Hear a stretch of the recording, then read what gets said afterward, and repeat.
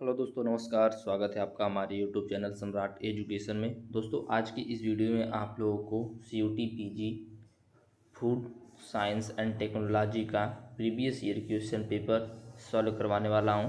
ठीक है, तो इसके पहले मैंने आप लोगों को लगभग 37 से 38 क्वेश्चन सॉल्व करवाया था इस पेपर का। इस वीडियो में हम लोग पूरा पेपर देख लेंगे, 75 क्वेश्चन। और पेपर देखने से आप लोगों को फ़ायदा क्या, पहले ये बात समझ लीजिए। यदि आप लोग पेपर देखेंगे, पेपर कैसा आता है इसका आइडिया लग जाएगा। ठीक है, क्वेश्चन कैसा आता है पेपर में इसका आइडिया लग जाएगा। ठीक है, उसके बाद आप लोग को इसमें से कुछ क्वेश्चन भी आ सकते हैं। ठीक है, और आप लोग को प्रैक्टिस भी हो जाएगा कि आपने कितना पढ़ा है कितना नहीं पढ़ा। ठीक है, इसलिए आप लोग के लिए काफ़ी ज़्यादा इम्पॉर्टेंट है। तो चलिए देख लेते हैं। अब हम लोगों ने इससे पहले 67 क्वेश्चन तक देख लिया था। 67 क्वेश्चन क्यों देखा पहले समझ लीजिए। पहले क्या होता था, 100 क्वेश्चन आता था, जिसमें 25 question reasoning, math, English in सभी से था, हिंदी मतलब GS से था। तो जो कि 25 क्वेश्चन हट गया है। तो इसके बाद हम लोगों ने कितना देख लिया, 25 के बाद से 26 से लेकर हमने 67 क्वेश्चन तक देख लिया। अब आगे 68वीं क्वेश्चन हम लोग को देखना है, जिसमें पहला क्वेश्चन है हार्ड व्हीट फ्लोर विथ 11.5 से 14% protein is desirable for making white bread.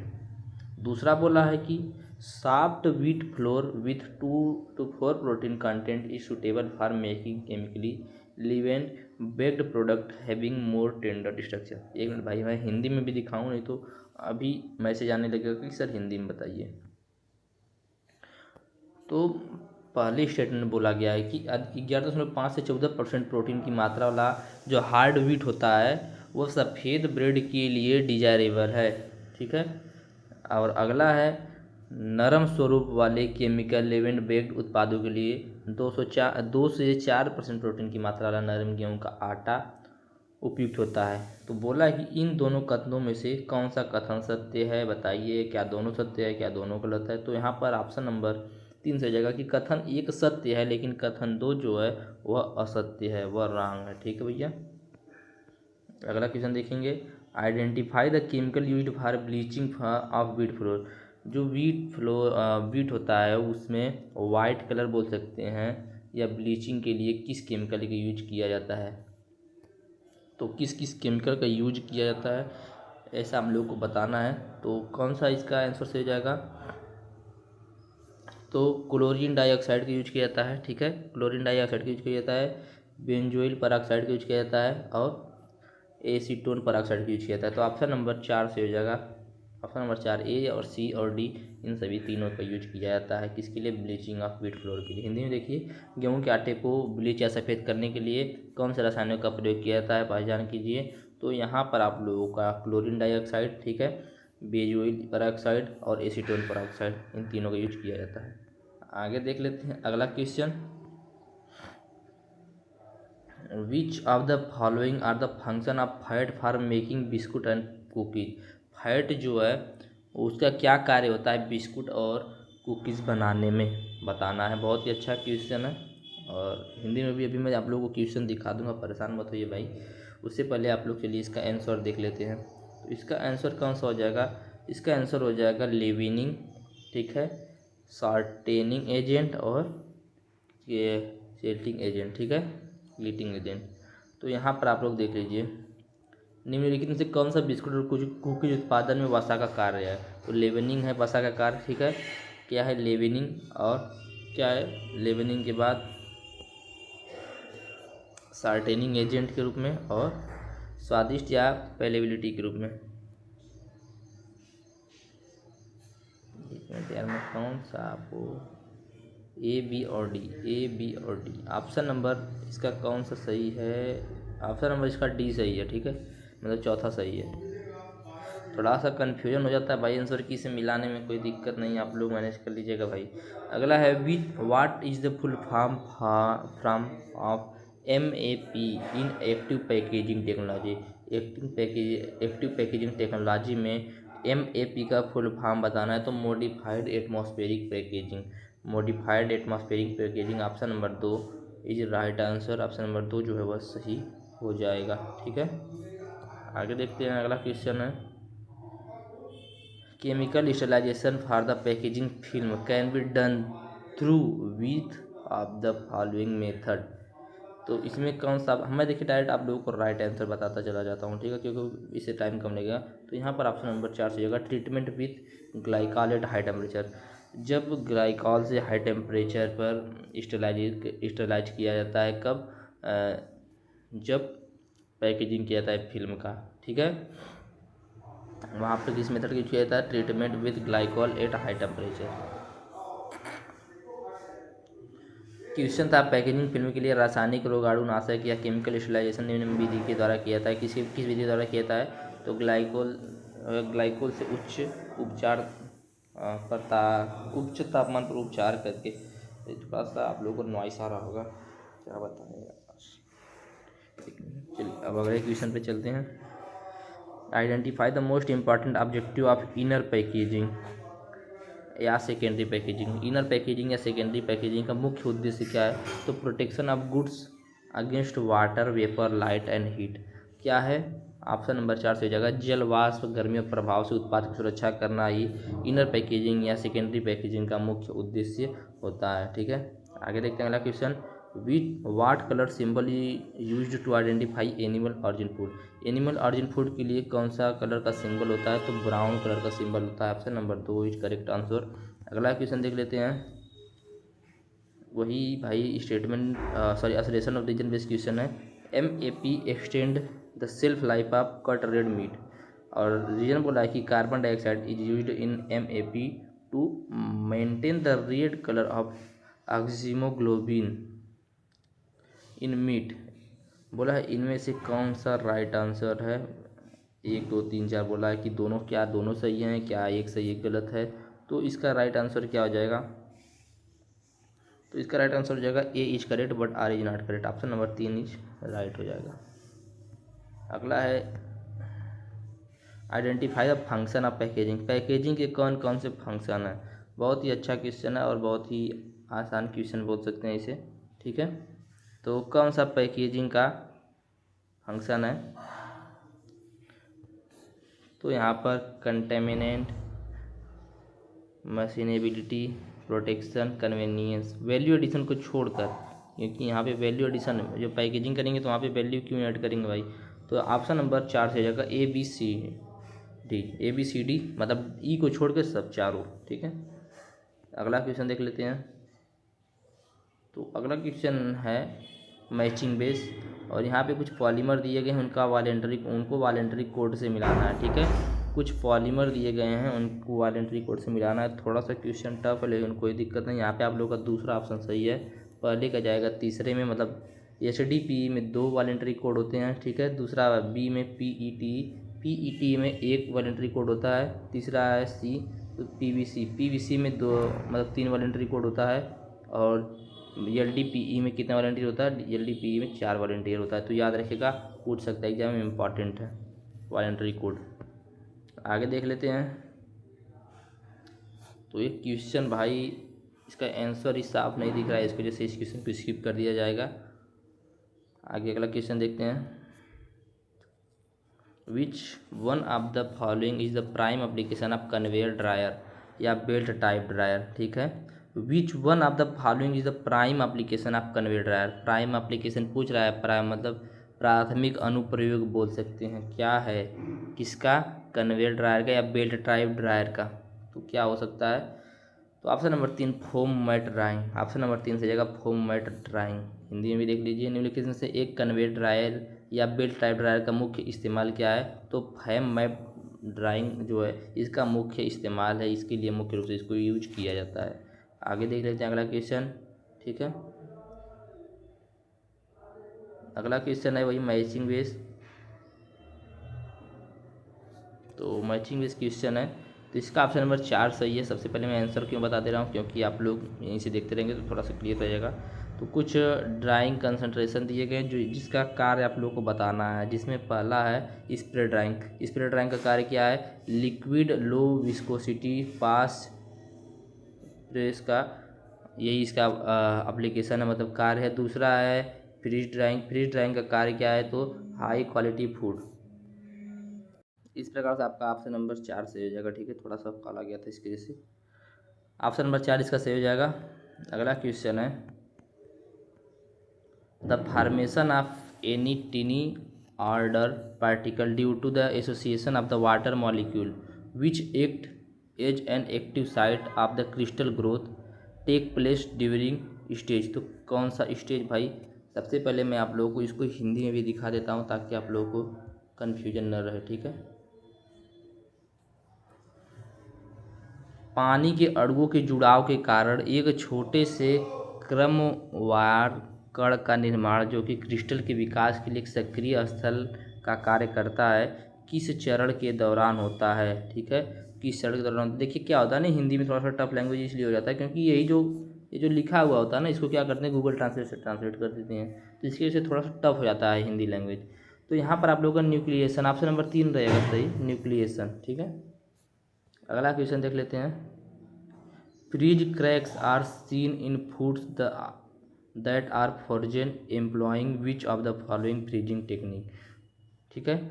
बोल रहा है कि जमी हुई दरार उन खाद्य पदार्थों में देखी जाती है जिन्हें निम्नलिखित द्वारा हिमीकृत किया जाता है, निम्नलिखित द्वारा फ्रीज किया जाता है, किसको। तो यहाँ पे कौन सा ऑप्शन सही हो जाएगा? यहाँ पे क्रायोजेनिक फ्रीजिंग सही हो जाएगा, ऑप्शन नंबर 4 सही हो जाएगा, क्रायोजेनिक फ्रीजिंग। आगे देखते हैं, वही फिर से आ गया आसलेशन और रीजन वाला क्वेश्चन। Quick freezing is carried out at atmosphere 17.8 degree Celsius to 14.6 degree Celsius for 30 minute. It does not damage the food structure. और रीजन दिया क्या? Quick freezing result in the formation of smaller ice crystal which will not break down the cell wall, ठीक है। तो बोल रहा है इनमें से कौन सा स्टेटमेंट सही है? हिंदी में भी देख लीजिए, नीचे 2 कथन दिए गए जिसमें पहला दिया गया कि क्विक फ्रीजिंग हिमीकरण 30 मिनट तक 17.8 डिग्री सेल्सियस से 46 डिग्री सेल्सियस पर किया जाता है, यह खाद्य संरचना को नुकसान नहीं पहुंचाता है, ठीक है। क्या बोला? यह खाद्य संरचना को नुकसान नहीं पहुंचाता है। इसमें कारण क्या दिया गया है? क्विक फ्रीजिंग से छोटे बर्फ के क्रिस्टल बनते हैं जो कि कोशिका भित्ति को नहीं तोड़ते हैं। तो यहाँ पर सही बात है, ऑप्शन नंबर 1 सही हो जाएगा, ए और आर दोनों सही है, आर जो वो ए की सही व्याख्या है, ठीक है। अगला क्वेश्चन देख लेते हैं, arrange the step of Canning of food in appropriate sequence. Canning, जो फूड का कैनिंग होता है, डिब्बा बंदी बोल सकते हैं, उसमें सीक्वेंस बताना है आप लोग को। तो बहुत ही अच्छा क्वेश्चन, हिंदी में भी देख सकते हैं। खाद्य पदार्थों की डिब्बाबंदी या कैनिंग के लिए निम्नलिखित चरणों को सही क्रम में व्यवस्थित कीजिए। तो कौन सा सही क्रम है, सही चरण है? तो कौन क्या क्या सबसे पहले किया जाता है? सबसे पहले क्या किया जाता है? कच्ची सामग्री का चयन किया जाता है और ग्रेडिंग किया जाता है, ठीक है। उसके बाद क्या किया जाता है? उसके बाद उसको धोया जाता है और छीला जाता है। धोने और छीलने के बाद उसको ब्लीचिंग किया जाता है और उसके बाद उसको भर दिया जाता है। उसके बाद एग्जॉस्टिंग और कैपिंग किया जाता है, मतलब उसमें से हवा निकाल दिया जाता है, उसको बंद कर दिया जाता है और उसको प्रोसेसिंग के लिए ठंडा कर दिया जाता है। तो यहाँ पर आप लोग का ऑप्शन नंबर 3 जो वह सही जगह, सबसे पहले बी, ठीक है। मतलब कच्ची सामग्री का चयन किया था और ग्रेडिंग किया था, फिर उसको धोया जाता है और छीला जाता है, फिर उसके बाद उसको ब्लीचिंग और भरा जाता है, फिर एग्जॉस्टिंग मतलब उसमें से हवा निकाल कर उसको बंद कर दिया जाता है और उसके बाद उसको ठंडा कर लिया जाता है प्रोसेसिंग के लिए, ठीक है। मतलब प्रोसेसिंग हो जाता है, उसको ठंडा कर लिया जाता है। तो यहाँ पर ऑप्शन नंबर 3 सही हो जाएगा। अगला क्वेश्चन पे चलते हैं भैया, गिव द स्टेटमेंट, मतलब स्टेटमेंट बेस्ड क्वेश्चन है। Pectin is an oligosaccharide present in middle lamella of plant cell. दूसरा स्टेटमेंट है, the softening of root tissue on maturity is caused by conservation of propectin to pectin, ठीक है। तो यहाँ पर क्या बोल रहा है, फिर से देख लीजिए, नीचे 2 कथन दिए गए जिसमें पहला है कि पेक्टिन एक ओलिगोसेक्राइड है जो कि पौधे की कोशिकाओं के मध्य लेमिला में मौजूद होता है। दूसरा बोला है कि परिपक्व होने पर फलों के ऊतकों का नरम होना प्रोपेक्टिन के पेक्टिन में परिवर्तित होने के कारण होता है। तो यहाँ पर ऑप्शन नंबर कौन सा 4 से हो जाएगा कि कथन 1 सत्य है लेकिन कथन 2 जो है वह सत्य है। तो यहाँ से एक क्वेश्चन और मिला कि पेक्टिन कहाँ पर होता है, तो पेक्टिन जो होता है एक ओलिगोसेक्राइड है जो कि पौधे की कोशिकाओं के मिडिल लेमिला में मौजूद होता है, ठीक, कोशिकाओं के मिडिल लेमिला में मौजूद होता है। आगे देखेंगे अगला क्वेश्चन, वही स्टेटमेंट बेस्ड क्वेश्चन ये, hydrogen swell is a type of spoilage found in canned food caused by the action of food with the iron of the can. दूसरा स्टेटमेंट है, it is mostly seen in food with pH ranging between 5.0 to 4.5। बोल रहा है कि इनमें से कौन सा सही है? तो यहाँ पे स्टेटमेंट फर्स्ट सही है, बट स्टेटमेंट सेकेंड जो है वो रॉन्ग है। ठीक है, एक मिनट भैया, सॉरी ये जो क्वेश्चन मैंने बताया ना, पेक्टिन कोलिगोसेक्राइड है, जो कि पौधे कोशिकाओं के मदर लेमेला में मौजूद होता है, यह गलत है। स्टेटमेंट एक गलत है, स्टेटमेंट दो जो बस सही रहेगा। सॉरी याद रखिएगा भाई, मैं थोड़ा सा कन्फ्यूजन हो जाता है। तो यहाँ से आप लोगों को यहाँ पे कौन सा ऑप्शन सही है, तो यहाँ पर आप लोगों का तीसरा ऑप्शन सही है कि स्टेटमेंट फर्स्ट जो वह करेक्ट है, लेकिन स्टेटमेंट सेकंड जो वह रॉन्ग है। ठीक है, तो हिंदी में भी देख लीजिए, हाइड्रोजन 12 डिब्बा बंद खाद्य पदार्थों में देखे जाने वाली खराबियों में से एक है, जो कि डिब्बे के लोहे पर भोजन की क्रिया के कारण होता है, जो कि सही बात है। और ज़्यादातर 5.3 और 4.5 के बीच पीएच वाले खाद्य पदार्थों में देखा जाता है, यह गलत बात है। ठीक है, तो इसलिए ऑप्शन नंबर 3 से हो जाएगा, क्योंकि कथन 1 सही है और कथन 2 गलत है। आगे देख लेते हैं, given below are two statement. Prolonged boiling is often a cause of jelly failure. और दूसरा बोला prolonged boiling is associated with flavour loss, colour loss and pectin hydrolysis. तो इनमें कौन सा ऑप्शन सही हो जाएगा, तो ऑप्शन नंबर 1 से जगह स्टेटमेंट 1 और स्टेटमेंट 2 दोनों करेक्ट हैं। देख लीजिए, हिंदी में भी जेली बनाने में विफलता अक्सर उस लंबे समय तक उबालने के कारण होती है। जब जेली बनाया जाता है तो उसको लंबे समय तक उबाला नहीं जाता, जैसे का यदि उबालेंगे तो इसके बाद विफलता आ जाती है। लंबे समय तक उबालना स्वाद हानि, रंग और पेक्टिन हाइड्रोलिसिस का एक कारक है, जो कि दोनों स्टेटमेंट सही है। ऑप्शन नंबर 1 सही हो जाएगा। ठीक है, अगला क्वेश्चन है, वही स्टेटमेंट बेस्ड क्वेश्चन ही है भाई। The amount of invert sugar in finished good quality jam should be 30 to 15। दूसरा स्टेटमेंट है, the invert sugar is greater than 50% in finished jam sugar will get crystallised. तो यहाँ पर आप लोगों का कौन सा ऑप्शन सही हो जाएगा, ऑप्शन नंबर 3 से जगह statement 1 statement first is correct but statement second is incorrect. Hindi में भी देखिए, अच्छी गुणवत्ता वाला जैम में इन्वर्ट शुगर की मात्रा 30 से 50% होनी चाहिए, जो कि सही बात है। ठीक है, दूसरा, यदि तैयार जैम में इन्वर्ट शुगर 50% से अधिक है तो चीनी क्रिस्टलीकृत हो जाएगी, जो कि गलत बात है। तो ऑप्शन नंबर यहाँ पे 3 से जाएगा। ठीक है, तो यहाँ से एक क्वेश्चन मिला आप लोगों को कि इन्वर्ट शुगर की मात्रा जो है वह 3 से 50% होनी चाहिए अच्छी गुणवत्ता वाली जैम में। अगला क्वेश्चन है, which year is was marked as international year of millet. बहुत ही अच्छा क्वेश्चन, किस वर्ष को इंटरनेशनल ईयर ऑफ मिलेट्स कहा गया, और इसको मैंने आप लोगों को जनरल एग्रीकल्चर के पार्ट में भी बताया था।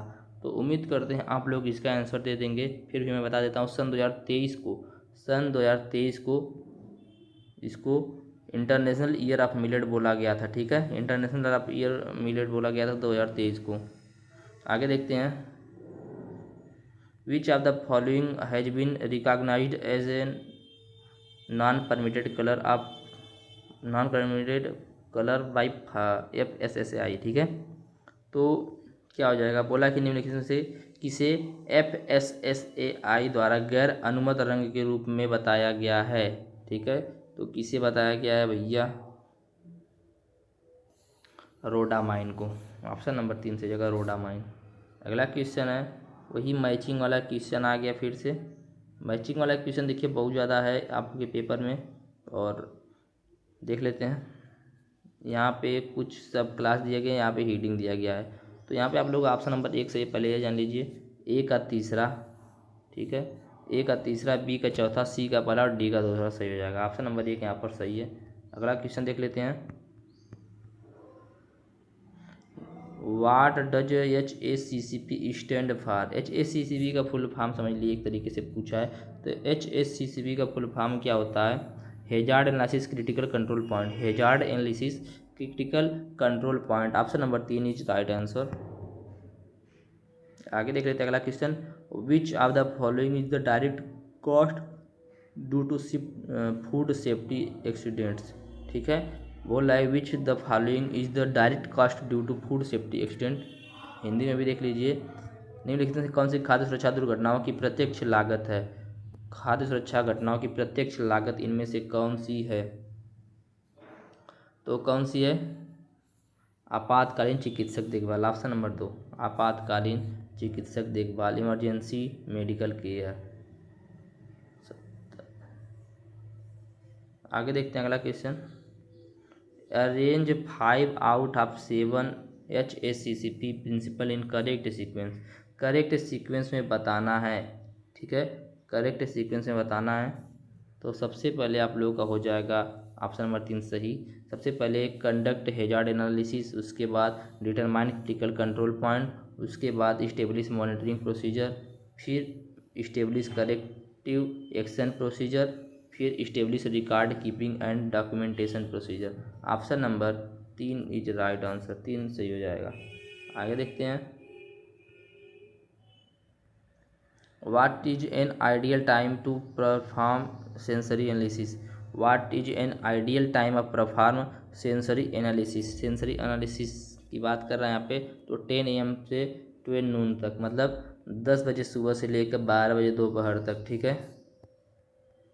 संवेदी विश्लेषण या सेंसरी एनालिसिस करने का आदर्श समय पूछा है तो यही होता है सुबह के 10 बजे से 12 बजे तक।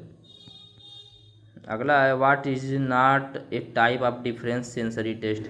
डिफरेंस सेंसरी टेस्ट इसमें से पूछा है, इनमें से कौन सा अंतर संवेदी परीक्षण सेंसरी एनालिसिस का एक प्रकार नहीं है, ठीक है। सेंसरी एनालिसिस का एक प्रकार नहीं है, तो इनमें से कौन सा सेंसरी एनालिसिस का एक प्रकार नहीं है। तो मोनाडिक परीक्षण, ठीक है, जो मोनाडिक टेस्ट है आप लोग देख लीजिए ऑप्शन नंबर 4। मोनाडिक टेस्ट जो है यह सेंसरी टेस्ट का एक टाइप नहीं है। आगे देख लेते हैं अगला question. Which of the following is a reason for testing food quality. किसके लिए? फूड क्वालिटी के टेस्टिंग के लिए। तो यहाँ पर कौन सा ऑप्शन से हो जाएगा? To determine the safety of food for consumption, option number 4 से हो जाएगा, ठीक है। ऑप्शन नंबर 4 से हो जाएगा। निम्नलिखित में से कौन सी खाद्य गुणवत्ता परीक्षण का कारण है? तो उपभोग के लिए खाद्य पदार्थों की सुरक्षा को निर्धारित करना, ठीक है। ऑप्शन नंबर 4 सही हो जाएगा। अगला क्वेश्चन है which of the following instrument is used to predict the amount of water to be added the flour to get consist texture of the dough during mixing, ठीक है। जब डो बना रहे हैं आप तो उसमें मिक्सिंग के दौरान कितना अमाउंट में वाटर डालना चाहिए, वही सब यहाँ पे पूछ रहा है। तो यहाँ पर कौन सा ऑप्शन सही हो जाएगा? यहाँ पे ऑप्शन नंबर 1 सही हो जाएगा, ठीक है। बोल रहा है कि मिश्रण के दौरान निश्चित स्थिरता प्राप्त करने के लिए आटे में डाले जाने वाले पानी की मात्रा का अनुमान लगाने के लिए निम्नलिखित में से किस उपकरण को यूज करते हैं? तो फरीनोग्राफ को यूज करते हैं अंदाज लगाने के लिए कि कितना पानी डालना है, कितना पानी नहीं डालना है, ठीक है। ये एक प्रकार का उपकरण होता है जो कि बता देता है कि कितना पानी डाल के आपको उसको मिश्रित करना है, ठीक है। आगे फिर से वही आ गया है मैचिंग बेस्ड क्वेश्चन, ठीक है। मैचिंग बेस्ड क्वेश्चन फिर से आ गया है। तो यहाँ पर इसका दूसरा ऑप्शन सही हो जाएगा XRD। XRD का क्रिस्टलिनिटी, FTIR का फंक्शनल ग्रुप, और अगला है C मतलब DSC का ग्लास ट्रांजिशन, और RWA का फास्टिंग पैरामीटर्स, ठीक है। तो ऑप्शन नंबर 2 सही हो जाएगा। और अगला क्वेश्चन है आखिरी question, micro organism can not be detect in the food sample by which of the following method technique. तो PV ऑप्शन नंबर 4 से हो जाएगा। देख लीजिए फिर से हिंदी में भी, निम्न में से कौन सी विधि या तकनीक के माध्यम से पदार्थ के नमूने में सूक्ष्म जीवों का पता नहीं लगाया जा सकता? तो PV। तो ये कुल आपके 100 क्वेश्चन थे जो कि मैंने आप लोगों को बताए। उम्मीद करते हैं क्वेश्चन आप लोगों को समझ में आया होगा कि कैसा आता है, और आंसर भी मैंने बताया। वीडियो अच्छा लगा होगा, वीडियो अच्छा लगा तो वीडियो को लाइक कीजिएगा, चैनल को सब्सक्राइब कीजिएगा, अपने दोस्तों के पास शेयर कीजिएगा। धन्यवाद। जय